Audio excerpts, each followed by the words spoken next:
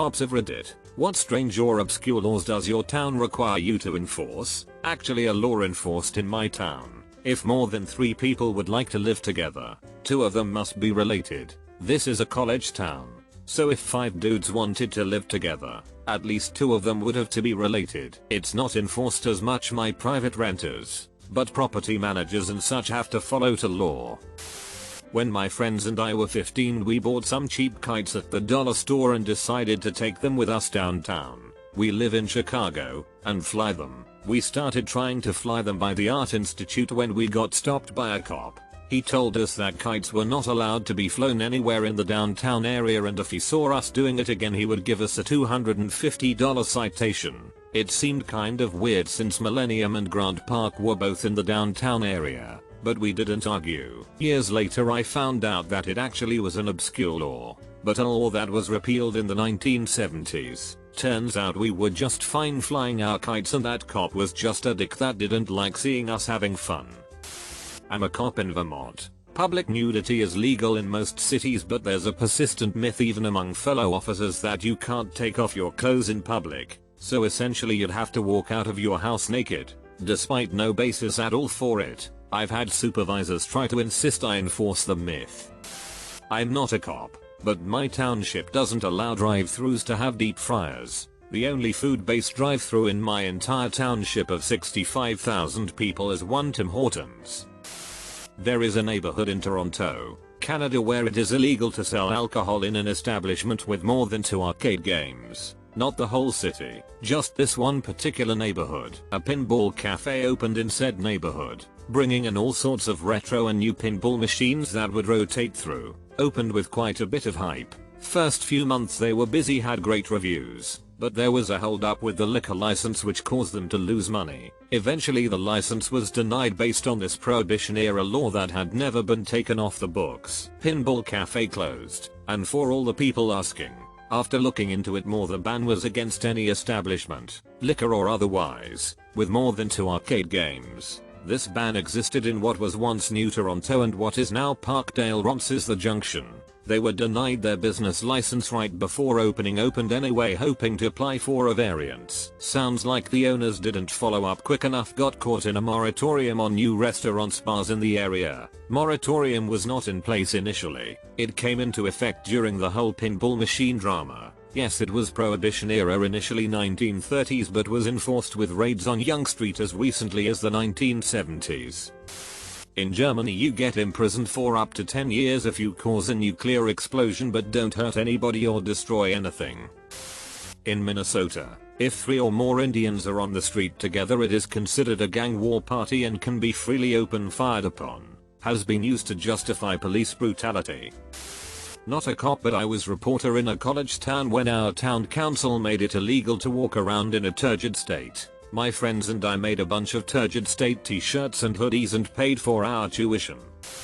I am retired from the cop game, but I did it for almost 20 years. This is more of a state law and I was not required to enforce it, but one night I had to go back to the house 4 times due to a married couple arguing very loudly. No violence was involved. I advised them on my 3rd visit that maybe it would be best if one of them spent the night somewhere else so they could cool off. Both of them refused to leave, so I asked them to try and settle the situation because I didn't want to have to visit them again, and I went on my way. On my final return visit they were outside in the driveway, and as I was walking up I heard the female admit to sleeping with someone else the night before, so I arrested her for adultery, which is a misdemeanor in that state, and took her to jail. I didn't have to go back that night. I am not a cop, but I've got a doozy of a story for you. I'm from Cleburne County, Alabama. We were a dry county up until the 70s when the probate judge, who was also a Baptist minister, realized that the county was going to go wet, so he added a stipulation: no cold beer. For 30 odd years, only warm beer was sold in Cleburne County. Some people went over the mountain to get it cold. Some stores actually had a deal where if you bought a case of beer they would give you a bag of ice. The tiny town of Fruithurst was once a major wine destination before Prohibition. There was a massive hotel and people from around the country would come and try the famous wine and see the vast vineyards. Fast forward beyond Prohibition and into the early 21st century. The Fruithurst Winery Company opened after doing lots of research on whether or not the law loophole actually applied to them. As they discovered, the probate judge actually effed up the wordage and the county actually could have sold cold beer the entire time. They went ahead and ran it on the ballot again just to be on the safe side and it passed overwhelmingly. Fun side note, there was a man who went to prison for selling cold beer at his gas station. After the laws were found to be faulty, I asked my mother if that meant he would be pardoned and she said no because he also sold illegal fireworks and bootlegged movies. Not a cop, but in my home state, if you ride your horse to school, it is the school's responsibility to feed and water it. Every year, people would get together and ride their horses to school and the horses would stay in the football field. Until pennies went out of use in my country, you couldn't purchase anything over 25 cents all in pennies. Not a cop, just grew up poor and a few local shops were sticklers about the law, though some weren't aware it was a thing at all.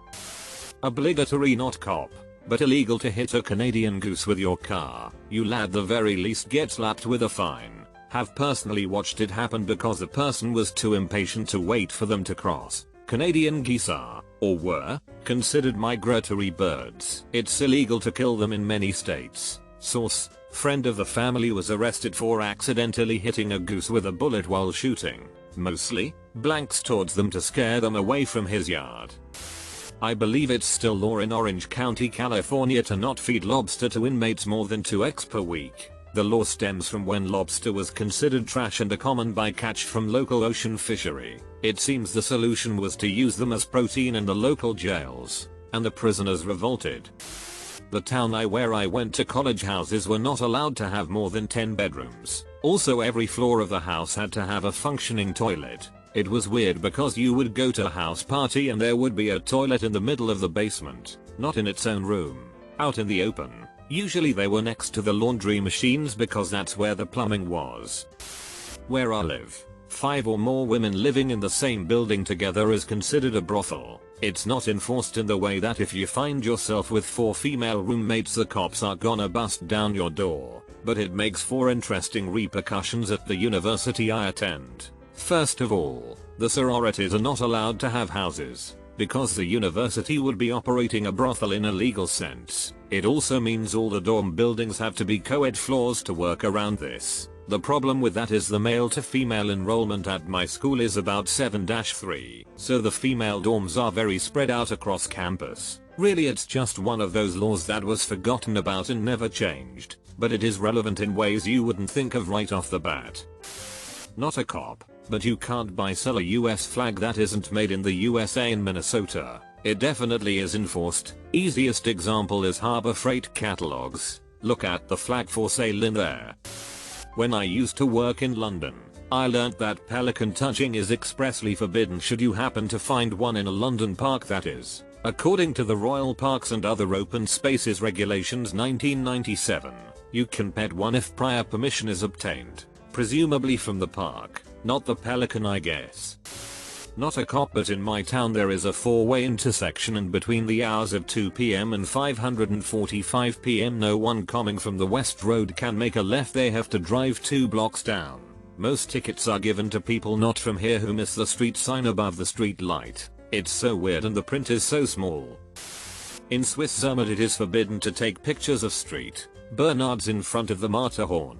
As weird as it sounds, some poor doggers were held in front of the Matterhorn to take tourist pictures within the state forbid it to free the dogs. Now a human in a street Bernard costume is posing there.